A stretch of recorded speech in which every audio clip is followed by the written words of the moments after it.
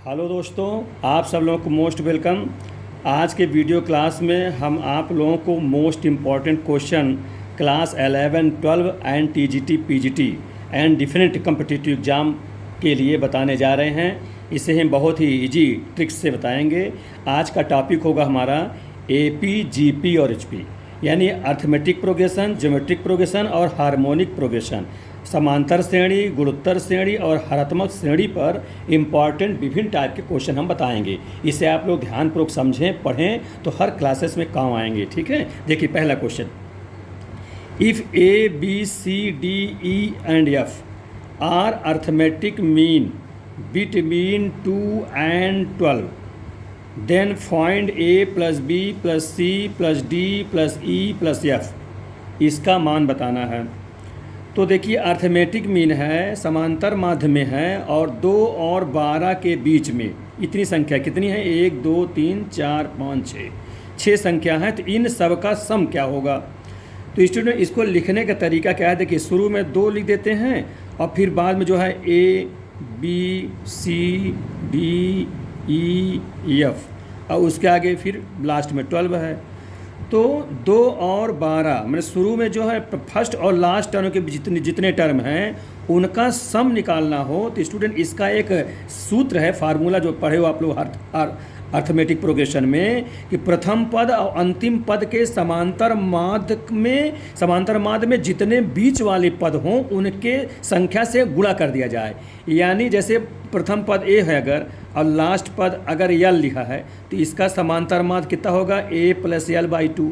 अब बीच में जितने टर्म हों, जितने 6 टर्म हैं तो 6 से मल्टीप्लाई कर दीजिए, यही इन बीच वालों का सम हो जाएगा। जितने मध्य पद हैं उनका सम हो जाएगा। तो यहाँ पर देखिए फर्स्ट टर्म कितना है? 2 है। लास्ट टर्म कितना है? 12 है। इसका समांतर माध्य दोनों जोड़ करके 2 से भाग कर दिया, समांतर माध्य हो गया। और गुणा कितने से करेंगे? जितने बीच में पूछा जा रहा हो, कितना 6 हैं तो गुणते 6 कर देंगे। ठीक है, यही क्या हो जाएगा? इन सब का सम हो जाएगा। इसको हल कर लेंगे तो कितना हो जाएगा? 6 गुणते 12 2 14 बटा 2, 2 से कर 2 सत्ते 14, 7 छंग 42, ये हो जाएगा। ये क्या चिन्ह है? इनका सबका सम, यानी A plus B plus C plus D plus E plus F, यही चिन्ह स्टूडेंट निकल आया 42। ठीक है, इस प्रकार से जो 6 पद हैं इसमें 5 ही पद बीच में हों या 10 पद बीच में हों, जितने पद बीच में होंगे उसी से मल्टीप्लाई कर देंगे अब प्रथम और लास्ट टर्म के समांतर माध्य में। तो इस प्रकार से निकल आया। इसी प्रकार स्टूडेंट गुणोत्तर में हो सकता है, वहाँ जैसे यहाँ गुणा करते हैं उसमें जितने बीच में पद होते हैं उतने उसमें पावर में लगा देते हैं गुणोत्तर में। इससे क्यों गुणा किया? तो यही गुणोत्तर का सवाल होता, तो जितने 6 मान लो 6 पद हैं तो इनके गुणोत्तर माध्य निकालना होता तो ये ऊपर 6 कर देते, पावर में लगा देते हैं। ठीक है, तो इस प्रकार से ये आंसर हो गया। ठीक, 42। अगला क्वेश्चन देखिए, क्वेश्चन नंबर दूसरा, if X Y Z are in G P and A to power X बराबर बी टू पावर वाई बराबर C to power Z, find condition. तो इनमें क्या आपस में कंडीशन है ये बताना है। तो देखिए एक्स वाई जेड किस में है? गुणोत्तर श्रेणी में है। तो क्या होता है इसका? Y square is equal to X Z होता है। ठीक है, और ये कंडीशन दिया हुआ है ए टू पावर एक्स बराबर बी टू पावर वाई बराबर सी टू पावर जेड। इसको हम के कोई भी कांस्टेंट लेमडा मान लेते हैं या के मान लेते हैं, तो ये प्रत्येक लेमडा के बराबर हो जाएगा। तो प्रत्येक जब लेमडा के बराबर हो जाएगा तो इसको अलग लिख दें, then A to power X बराबर लेमडा, इसी प्रकार से बी टू पावर वाई बराबर लेमडा, इसी प्रकार से सी टू पावर जेड बराबर लेमडा। ये लेमडा कोई स्वेच्छ राशि है, कांस्टेंट मान लिया है। अब इसमें यहाँ से x का मान निकालना चाहते हैं, क्योंकि x y z का मान निकाल करके इसमें रख देंगे तो कंडीशन आ जाएगा। तो ये पावर में है तो ये पावर कैसे निकले, ये पावर का मान तो जब लॉग लेंगे तभी ये पहले या गुणांक में आ सकता है। तो टेकिंग लॉगरिथम बोथ साइड्स, तो लॉग ले लेंगे तो क्या हो जाएगा? x log a। बेस यहाँ कुछ नहीं लिखे हैं, ई लिख सकते हैं या नहीं लिखे तो कोई दिक्कत नहीं है। अब दोनों पक्ष में हो जाएगा, इधर के तो लॉग लेमडा, इसी प्रकार से यहाँ भी हो जाएगा कितना? y log b is equal to log lambda. इसी प्रकार थर्ड वाले का ले लेंगे तो z log c बराबर log लेमडा। तो इस प्रकार से x बराबर क्या हो जाएगा? ये एक्स बराबर भाग कर देंगे तो कितना हो जाएगा log lambda divide by log A. इसी प्रकार से वाई निकाल लेंगे, इसी पर जेड निकाल लेंगे। अब जो ये एक्स वाई जेड का मान आया इसमें रख देंगे तो देखिए वाई कितना निकलेगा लॉग लेमडा बटे लॉग बी का होल स्क्वायर। तो लिख देंगे यहाँ पर log lambda divide by log B का होल स्क्वायर। ये हो गया वाई का मान इज इक्वल टू, ठीक है, या इधर एक्स है ना, तो एक्स ये निकला है, ये कितना हो जाएगा log lambda divide by log A, फिर इनटू जेड का मान यहाँ से लॉग लेमडा ये डिवाइड बाई लॉग सी, ये हो जाएगा। अब देखिए लॉग लेमडा दो बार लॉग लेमडा स्क्वायर हो जाएगा, यहाँ भी लॉग लेमडा स्क्वायर होगा तो काट दीजिए, ये कट जाएगा। तो ये स्क्वायर इसके लिए है लॉग बी का होल स्क्वायर, है ना।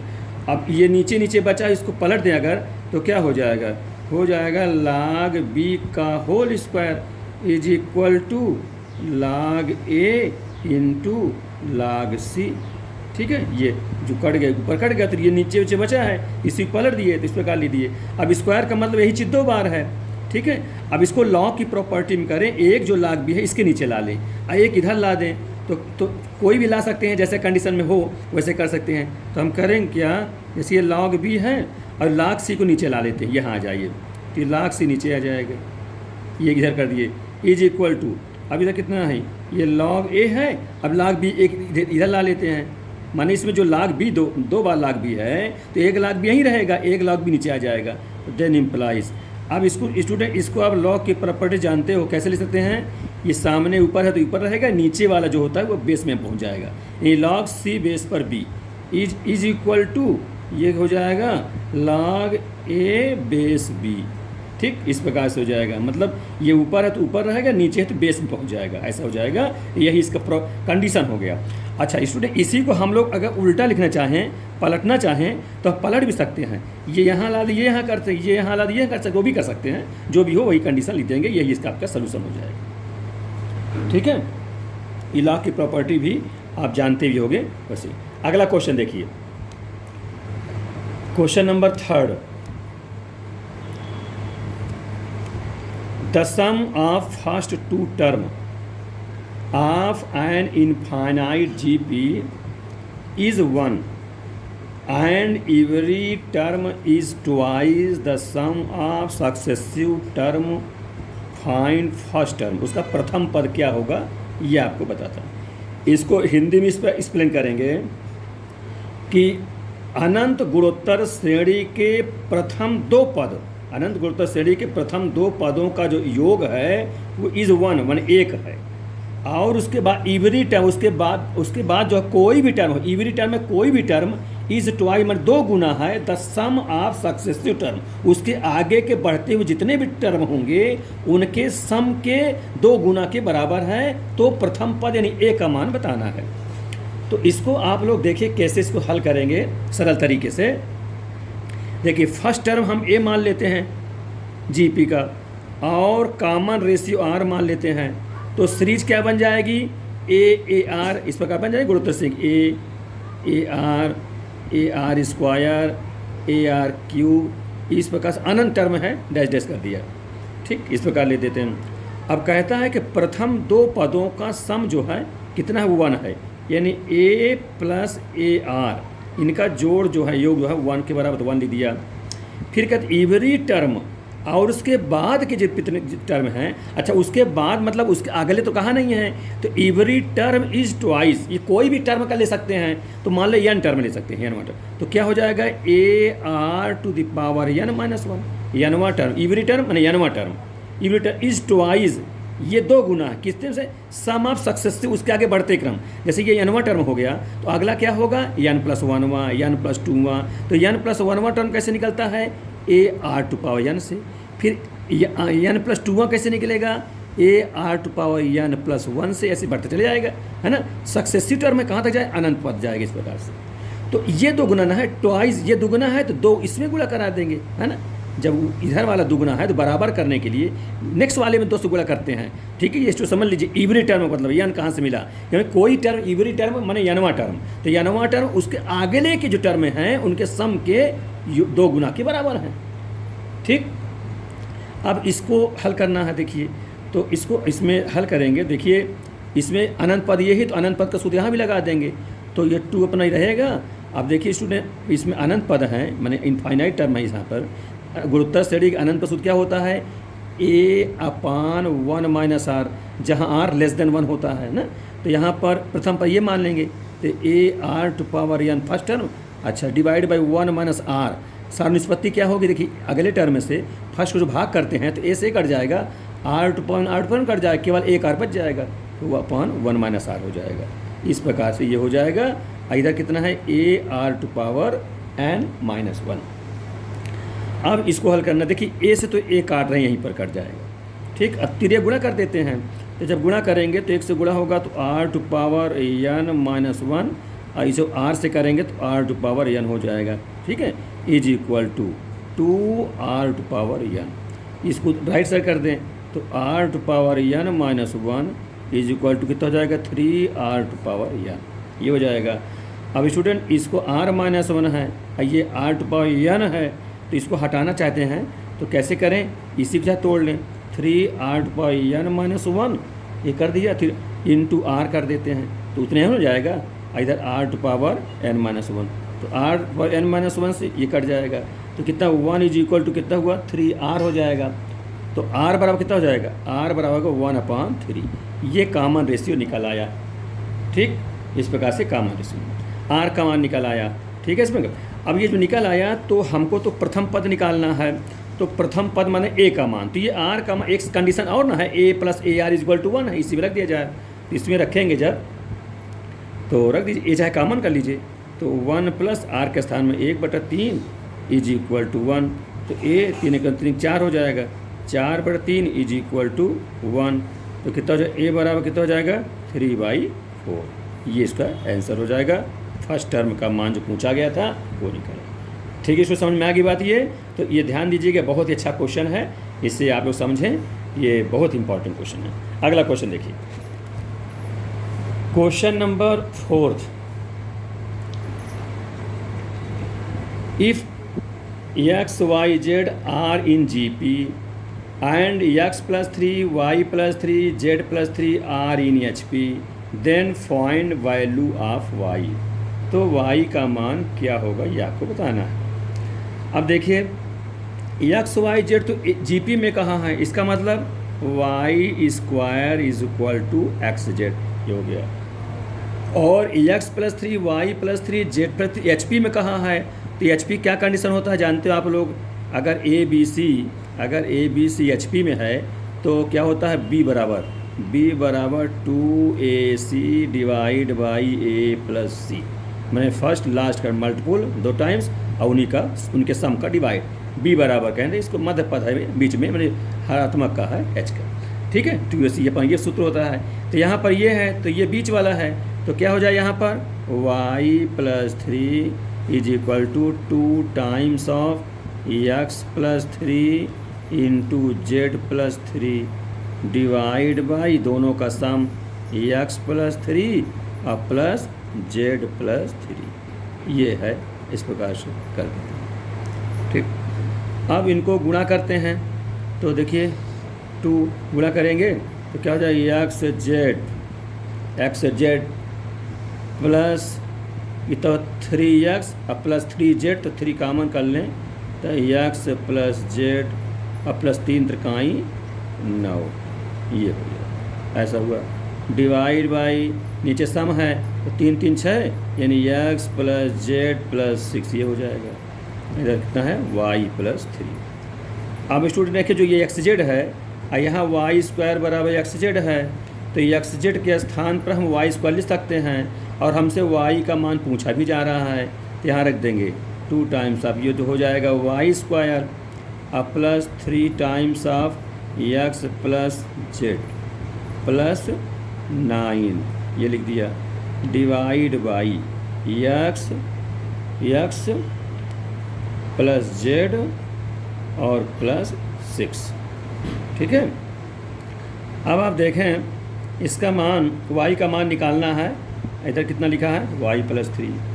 तो अब क्या करना चाहिए स्टूडेंट, y के मान आप ऑप्शन से देखेंगे अगर, तो जैसे आप यहाँ पर y के मान हम क्या रख दें कि दोनों पक्ष बराबर हो जाए, वही सॉल्यूशन हो जाएगा।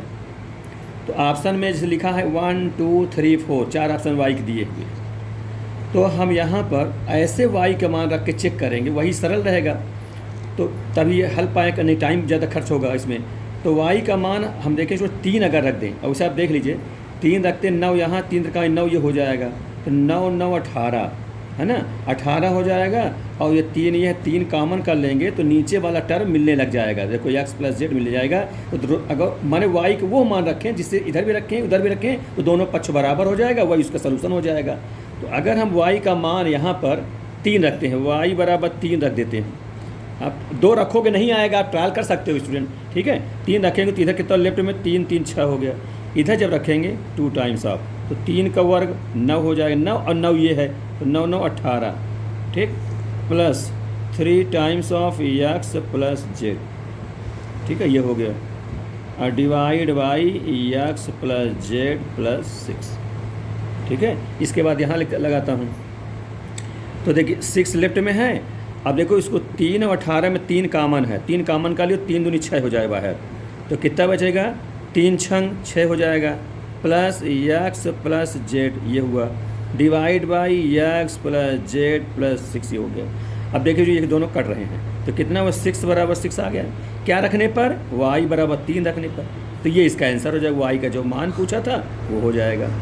अब अगर आप 2 रखेंगे तो बराबर नहीं आएगा, 1 रखेंगे बराबर नहीं आएगा, कोई दूसरी संख्या रखोगे स्टूडेंट बराबर नहीं आएगा। तो इस प्रकार इसको करेंगे तभी आपको कम समय क्वेश्चन सॉल्व कर पाएंगे। ठीक है, आगे देखिए क्वेश्चन नंबर 5। इफ x1z are in AP and x2z are in GP, then x4z are in, माने x4z किस सीरीज में होगा ये बताना है, AP में कि GP में कि HP में। देखिए वैसे भी देखिए, हालांकि ऐसी बात नहीं है, लेकिन फिर भी देखिए ये AP में है, अब ये GP में है, तो हो सकता है ये HP में हो जाए, लेकिन हमेशा ये लागू नहीं होता, दूसरे उसी में हो सकता है, ऐसी बात नहीं है। लेकिन पहले ध्यान ट्रायल करें। तो देखिए ये चीज़ AP में है, इसका मतलब इसका 2 गुना बीच वाले का है ना। जैसे जानते हो आप लोग, अगर ABC AP में है तो बीच वाले के 2 गुना फर्स्ट और लास्ट के सम के बराबर होता है। इसका 2 गुना कितना हो जाएगा, 2 × 1 × 2 हो जाएगा, बराबर x + z ये हो गया। और ये जो है GP में है, इसका बीच वाले के 2 गुना यानी 4 = x z हो जाएगा। ठीक है, जो गुणोत्तर की शर्त होती है ना ABC, तो B² = A × C, तो वही 20 को 2 का वर्ग 4 x z हो जाएगा। ये हो गया। तो अब ये बताना है कि x4z किस सीरीज में है। तो स्टूडेंट सबसे पहले मैं यही ट्रायल करता हूँ, अगर ये HP में होता, अगर 2x4 और z ये HP में होता तो क्या कहेंगे कि बीच वाला जो 4 = 2xz divide by x + z। Trial करेंगे आप ये, है ना, बाई ट्रायल मेथड। तो ध्यान दें इसमें, तो xz के स्थान पे 4 है तो 4 रख देंगे, तो 2 × 4 ये हो गया। नीचे x + z के स्थान में 2 है, 2 लिख देंगे, तो 2 से 2 कैंसिल हो जाएगा, तो कितना हो जाएगा 4 = 4 आ गया। इसका मतलब हुआ कि जो x4z है वो किस में होगा, HP में होगा, ये इसका सलूशन हो जाएगा। ठीक है स्टूडेंट, ऐसे आप करेंगे तो समय की बचत होगी, कम समय में क्वेश्चन कर लेंगे, जो कि विभिन्न कॉम्पिटिटिव जैसे TGT PGT और भी कॉम्पिटिशन एग्जाम है उसमें आप आसानीपूर्वक सफलता मिल जाएगी। अगला क्वेश्चन देखें, और हमारा पूरा उम्मीद है कि आप लोग इस बार जो है TGT PGT 2021 में अवश्य सफल हो जाएंगे। ठीक, थोड़ा मेहनत करेंगे तो। देखिए इफ़ ABC, देखिए बहुत ही इंपॉर्टेंट क्वेश्चन है ये, TGT PGT में आया हुआ है और JEE मेंस में आया हुआ है, IIT में क्वेश्चन आ चुका है इस प्रकार से। ऐसे क्वेश्चन देखिए, if ABC are in GP then the equation ax² + 2bx + c = 0 and dx² + 2ex + f = 0 have a common root. If माने कॉमन उभयनिष्ठ मूल है उनमें, if d/a E by B F by C are in, माने किस series में होगा। ठीक है, देखिए तो ए बी सी किस में दिया है, जी पी में दिया हुआ, इसका मतलब क्या हुआ, बी स्क्वायर बराबर ए सी हुआ। और ये इक्वेशन दो क्वाड्रेटिक इक्वेशन दिए हैं, उनमें क्या है, एक रूट कॉमन है, तो कॉमन रूट निकालना होगा। ठीक है, तो कॉमन रूट निकालेंगे और उसके पहले ये मान जो इसमें से आता है उसमें लिखते जाएं। तो क्या है, a x square plus 2bx plus c बराबर 0 है। ये इसमें हम b का मान कहाँ, यहाँ से निकालें, क्या हो जाएगा, b बराबर हो जाएगा स्टूडेंट ए सी का अंडर रूट, वो रख दें। तो कितना हो जाएगा, ए एक्स स्क्वायर प्लस 2ac का root into x plus c बराबर 0 हो जाएगा। अब स्टूडेंट ये जो a है इसको हम लिख सकते हैं रूट a, माने वर्ग में बना दें, रूट a एक्स का होल स्क्वायर प्लस 2, ये अपना लिखा है रूट a रूट c, ऐसा लिख सकते हैं इंटू एक्स। इस c को लिख सकते हैं रूट c का whole square is equal to 0। इसको परफेक्ट स्क्वायर बना दें तो परफेक्ट स्क्वायर मतलब क्या हो जाएगा, ये root a X plus root c का होल स्क्वायर। इसलिए बना रहे हैं जब, तभी तो इसमें से रूट से निकलेगा, माने x का मान निकल आएगा। तो देखिए वर्ग हटा देंगे तो वर्गमूल ले लेंगे तो वर्ग कट जाएगा, यहाँ से x का मान क्या हो जाएगा, x हो जाएगा minus root C upon root a, ये x का मान यही रूट से हो गया। ऐसे लिखें, चाहे इकट्ठा लिख देते हैं अंडर रूट सी बाई ए। ठीक, ये x का मान आ गया। अब इस x का जो एक रूट आया, ये रूट्स कॉमन है, दूसरे वाले क्वाड्रेटिक इक्वेशन में रख देंगे x का मान, क्योंकि वहाँ संतुष्ट करेगा, क्योंकि वैनिष्ट है। तो दूसरा वाला क्या चीज़ है, डी एक्स स्क्वायर प्लस, तो यहाँ मान भी रखते चले हैं, चलिए एक बार उतार देते हैं, 2e(x) प्लस एफ बराबर 0। तो एक्स का मान यहाँ रख देंगे, तो डी, ये कितना minus root C by A, work करेंगे तो कितना हो जाएगा, सी बाई ए हो जाएगा, प्लस 2e, एक्स माइनस में है तो स्टूडेंट ये माइनस हो जाएगा, under root C by a हो जाएगा, अब प्लस एफ बराबर 0। ठीक, अब देखिए जैसा आप जानते हो, हमको देखो d by a, e by B, F by c इसमें से बनाना है। तो कहने में डी बाई ए तो मिल रहा है, सी यहाँ से हटाना चाहिए, है ना, तो सी को भाग कर दें, इसी में भाग भी कर दें, तो क्या हो जाएगा, डी अपान ए माइनस, अच्छा स्टूडेंट माइनस को राइट साइड कर दें, फिर करना ही पड़ेगा क्योंकि ऐसे कोई AP GP HP में संबंध बनता है तो ऐसे करते हैं। तो ये एफ को इधर रखा ही है, तो एफ और क्या है, सी का भाग कर रहे हैं तो एफ बाई सी हो जाएगा, ये उधर जाए तो माइनस हो तो प्लस हो जाएगा 2e। ठीक है, और ये रूट है, ध्यान दें, तो रूट लिख देता हूँ एक बार पूरे में, देखिए लिख देता हूँ, root C by a divide by c, ये जो सी का भाग कर रहे हैं। अब स्टूडेंट ये चीज़ जो हो जाएगा 2e, ये रूट है, ये सी में, ये इसमें नहीं है, तो इस सी को हम क्या ले सकते हैं, रूट सी दो बार ले सकते हैं, तो एक रूट सी, ये रूट सी कट जाएगा, तो कितना होगा 2e और कितना होगा, अंडर रूट में है 2e अंडर रूट ए अपान सी, ये हो जाएगा, है ना, ये इस प्रकार से ये हो जाएगा। तो जब ये हो गया तो स्टूडेंट देखिए इसमें से क्या मिल रहा है कि अच्छा इसका जो रूट है, तो रूट तो अब यहाँ से ये जो है 2ex, तो यहाँ से a by c d by a हो गया, और ये f, हाँ ये हो जाए e बाई बी, हाँ ये देखिए, अब इसके बाद देखिए, अच्छा स्टूडेंट ये तो a नीचे रहेगा ना, ध्यान थोड़ा सा, ये स्टूडेंट ऊपर नहीं रहेगा, ये नीचे रहेगा, है ना, ध्यान दीजिए, ऊपर 1 हो जाए क्योंकि ये सी कट गया, ये तो a नीचे है, नीचे रहेगा, तो 2e रूट सी ए, रूट में सी ए है, इसको हम ऐसा लिख सकते हैं 2e डिवाइड बाई ए सी का रूट। अब स्टूडेंट ये जो ए सी का जो रूट है ये किसके बराबर, b के बराबर है, क्योंकि GP में दिया था, तो इसके साथ हम लिख सकते हैं 2e अपान बी। ठीक है, 2e अपान बी, इसमें से हो सकता है ये नहीं कहना, ए सी का रूट जो है वो b के बराबर है। इससे क्या स्पष्ट हुआ कि d by a plus f by c is equal 2e upon b आ गया। ये तो कौन सी शर्त लागू हो रही है, देख लीजिए, बीच वाले का 2 गुना है ना, ये 2 गुना आ गया, फर्स्ट और लास्ट के सम के इक्वल हो रहा है, इसका मतलब अर्थमेटिक में है, कौन सा, इसलिए कहेंगे डी बाई ए, फिर बीच वाला ये होता है ई बाई बी, फिर F by C are in A P, arithmetic progression में होगा। एक पूछा गया था कि जो किस सीरीज में है, तो जवाब हुआ ये जो है AP में है, अर्थमेटिक प्रोग्रेशन में। ठीक है स्टूडेंट, ये आपको इस प्रकार 6 क्वेश्चन हम आज इंपॉर्टेंट क्वेश्चन आपको पढ़ाए। मेरा वीडियो कैसे लगे स्टूडेंट ज़रूर बताया करें। अगर आपको पसंद आया हो तो आप लोग ज़रूर लास्ट तक देखा करें, है ना, और लाइक सब्सक्राइब भी किया करें। ठीक है, थैंक यू। नेक्स्ट आपको अगले वीडियो बताऊँगा।